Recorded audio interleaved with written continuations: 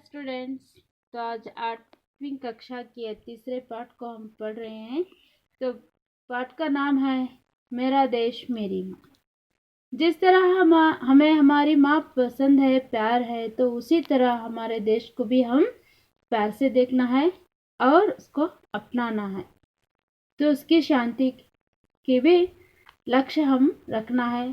तो इस शांत देखभाल करते हुए एक योद्धा ने अपना प्राण भी त्याग किया है। तो आज उनके बारे में हम बता रहे हैं।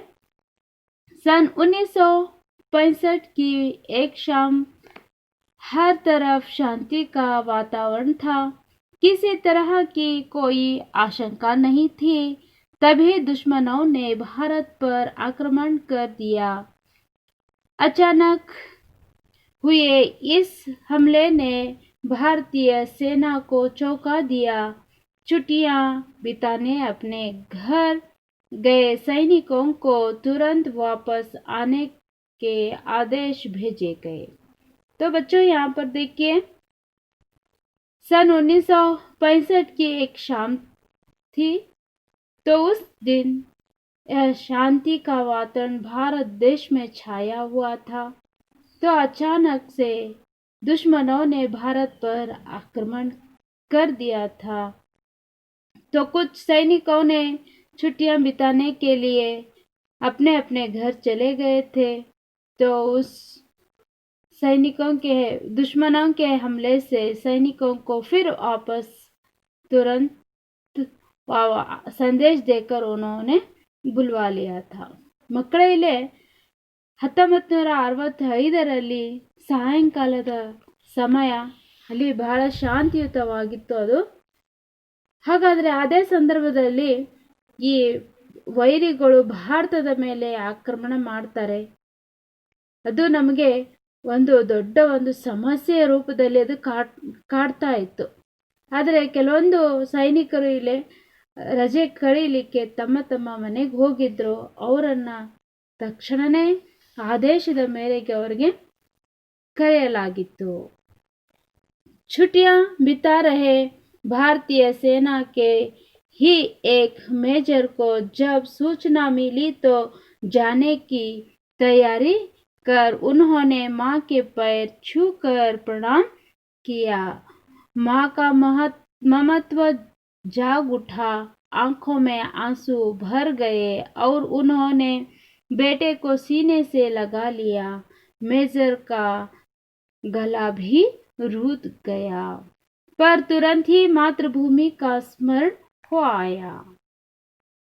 तो बच्चों, यहाँ पर छुट्टियां बिताने गए कुछ सैनिकों में से एक मेजर भी थे।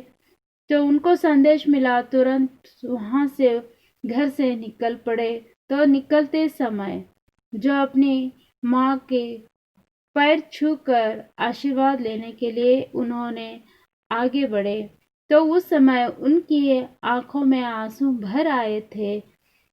तो फिर माँ से बढ़कर, माँ की ममता से बढ़कर यह देश को बचाना था। इन धरती माँ को बचाने की जिम्मेदारी थी। तो रूधे गले से उन्होंने अपनी माँ को प्रणाम किया। तो ಮಕ್ಕಳೇ, ಇಲ್ಲೇ छुट्टिया ಅಂತಂದ್ರೆ ಇಲ್ಲೇ ರಜೆ ದಿನಗಳನ್ನ ಕಳೀಲಿಕ್ಕೆ ಬಂದಂತಹ ಒಬ್ಬ ಮೇಜರ್ ಗೆ ಸಂದೇಶ ಸಿಕ್ಕಿದ ತಕ್ಷಣನೇ ಅವ್ರೇನ್ ಮಾಡಿದ್ರು, ಅಲ್ಲಿಂದ ತಯಾರಾಗಿ ಹೊರಟೆ ಬಿಟ್ರು. ಹೋಗೋ ಮುಂದ ತಮ್ಮ ತಾಯಿಯ ಪಾದಕ್ಕೆ ನಮಸ್ಕರಿಸಲಿಕ್ಕೆ ಅವ್ರು ಹೋಗ್ತಾರೆ. ಆದರೆ ತಾಯಿಯ ಮಮತೆ ಅವರಿಗೆ ಎದುರಾಗುತ್ತೆ. ಅಷ್ಟೇ ಅಲ್ಲ, ಅವರ ಕಣ್ಣಿನಲ್ಲಿ ತುಂಬ ಕಣ್ಣೀರು ಸಹಿತ ಬರುತ್ತೆ. ಆದರೆ ಅದನ್ನ ಲಕ್ಕಿಸ್ಲಾರ್ದನೆ ಕಣ್ಣೀರು ಬರುತ್ತೆ, ಅಳು ಬರ್ತಾ ಇದೆ. ಆದರೆ ತಾಯಿ ಬಿಟ್ಟು ಹೋಗೋದು ಬಹಳ ಕಷ್ಟ. ಅದೇ ಸಂದರ್ಭದಲ್ಲಿ ಭಾರತ ಮಾತೆಯ ನೆನಪು ಸಹಿತ ಬಂದು ಅವ್ರೇನ್ ಮಾಡ್ತಾರೆ, ಭಾರತ ಮಾತೆಯನ್ನ ಕಾಪಾಡುವಂತಹ ಹೊಣೆ ಹೊತ್ಕೊಂಡಿದ್ದಕ್ಕೆ ಅವರು ತಮ್ಮ ತಾಯಿಯನ್ನ ಬಿಟ್ಟು ಭಾರತ ಮಾತೆಯ ರಕ್ಷಣೆಗೆ ಅವರು ಬರ್ತಾರೆ. युद्ध भूमि को जाते हुए पुत्र के युद्ध भूमि को जाते हुए पुत्र के सिर पर हाथ रख आशीर्वाद देते हुए मां ने कहा, बेटे, इस समय राष्ट्र रक्षा ही प्रत्येक भारतीय का सबसे बड़ा कर्तव्य है। जाओ और दृढ़ता से अपने कर्तव्य का पालन करो। याद रहे, भारतीय परंपरा सीने पर गोली खाने की नहीं है, पीठ खाने की है, पीठ पर नहीं। तो यहाँ योद्धा ने युद्ध भूमि को जाते समय अपने माँ का प्रणाम करते हैं, माँ को। तो अपनी माँ बेटे को आशीर्वाद देते हुए एक बात उन्होंने कही, बेटे, इस समय राष्ट्र की रक्षा करना प्रत्येक भारतीय का कर्तव्य है। जाओ, दृढ़ता से जाकर अपना कर्तव्य निभाओ और याद रखना, यह भारतीय परंपरा के हम लोग हैं। तो भारतीय परंपरा क्या है? सीने पर गोली खाना है, बल्कि पीठ पर नहीं। तो इस बात को उन्होंने माँ आशीर्वाद देते हुए यह बात सुनाकर भेजती है। ಹಾಗಾದ್ರೆ ಯುದ್ಧ ಭೂಮಿಗೆ ಹೋಗೋಕ್ಕಿಂತ ಮುಂಚೆ ತಾಯಿಯ ಪಾದಕ್ಕೆ ನಮಸ್ಕರಿಸುವಾಗ ತಾಯಿಯ ಆಶೀರ್ವಾದ ಮಾಡಿ ಹೇಳ್ತಾ ಇದ್ದಾಳೆ, ಹೋಗ್ಬಾ ಮಗ, ರಾಷ್ಟ್ರ ರಕ್ಷಣೆ ಮಾಡುವುದು ಪ್ರತ್ಯೇಕ ಭಾರತೀಯರ ಕರ್ತವ್ಯವಾಗಿದೆ. ಹೋಗು, ನೀನು ದೃಢದಿಂದ ಗಟ್ಟಿಯಾಗಿ ನಿನ್ನ ಕರ್ತವ್ಯವನ್ನು ನಿಭಾಯಿಸು ಅಂತ ಹೇಳ್ತಾ ಮತ್ತೊಂದು ಮಾತು ಹೇಳ್ತಾ ಇದ್ದಾಳೆ ತಾಯಿ. ಭಾರತೀಯ ಪರಂಪರೆ ಏನಂತಂದ್ರೆ, ಸೀನಾ ಅಂತಂದ್ರೆ ಎದೆ ಮೇಲೆ ಗುಂಡು ತಿನ್ನೋದಿದೆ, ಬದಲಾಗಿ ಪೀಠ ಅಂದ್ರೆ ಬೆನ್ನಿನ ಮೇಲೆ ಅಲ್ಲ. ಹಾಗಾದ್ರೆ ಇದರ ಅರ್ಥ ಅಷ್ಟೇ, ತಾಯಿ ಹೇಳ್ತಾ ಇದ್ದಾಳೆ, ಯುದ್ಧವನ್ನ ಧೈರ್ಯದಿಂದ ಮುಂದೆ ಸಾಗು, ನೀನು ಹೇಡಿಯಾಗಿ ಹಿಂದೆ ಬರಬೇಡ ಅನ್ನುವಂತಹ ಮಾತು ಸಹಿತ ಈ ತಾಯಿ ತನ್ನ ಮಗನಿಗೆ ಸಂದೇಶದ ರೂಪದಲ್ಲಿ ಹೇಳಿ ಕಳಿಸ್ತಾ ಇದ್ದಾಳೆ.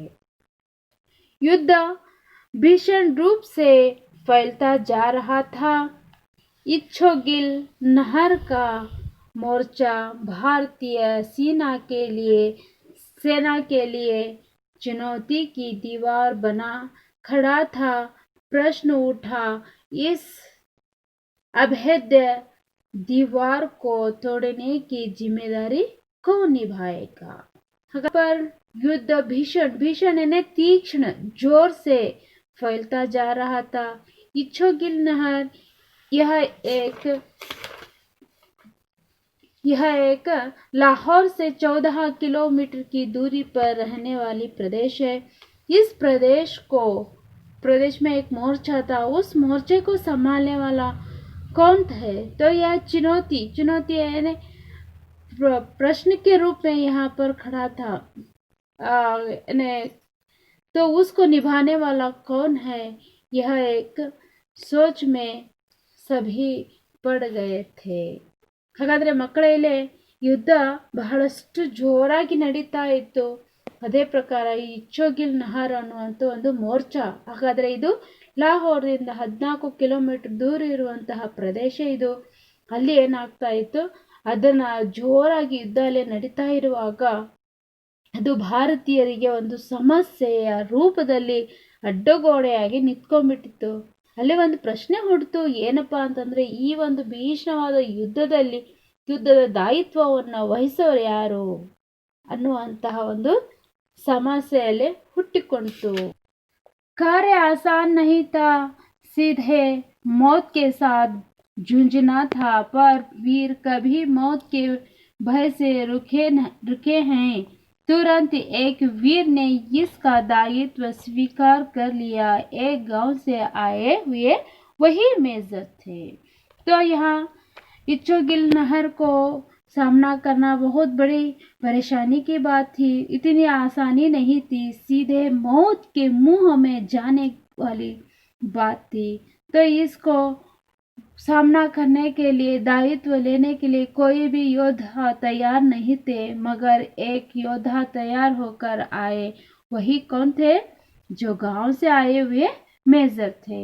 ಮಕ್ಕಳೇ, ಇಲ್ಲಿ ಆ ಇಚ್ಚೋಗಿಲ್ ನಹರವನ್ನು ಎದುರಿಸುವಂತಹ ಒಂದು ಸಮಸ್ಯೆ ಎದುರಿಸಲಿಕ್ಕೆ ಯಾರು ಎದುರಿಸೋದು ಅಂತಂದ್ರೆ ಡೈರೆಕ್ಟ್ ಆಗಿ ಒಂದು ತನ್ನ ಪ್ರಾಣವನ್ನು ತ್ಯಾಗ ಮಾಡೋದೇ ಆಗಿತ್ತು.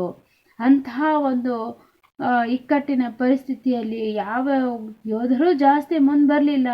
ಆದರೆ ಒಬ್ಬ ಯೋಧ ಮುಂದೆ ಬರ್ತಾರೆ, ಆಗ ಅದನ್ನು ಸ್ವೀಕರಿಸ್ಕೋತಾರೆ, ನಾ ಎದುರಿಸ್ತೀನಿ ಅಂತ ಯೋಧ ಯಾರು ಅಂತಂದರೆ ಅದೇ ಊರಿನಿಂದ ಬಂದಂತಹ ಮೇಜರೇ ಆಗಿದ್ರು. मौत की परवाह किए बिना मेजर ने मोर्चा संभाल लिया।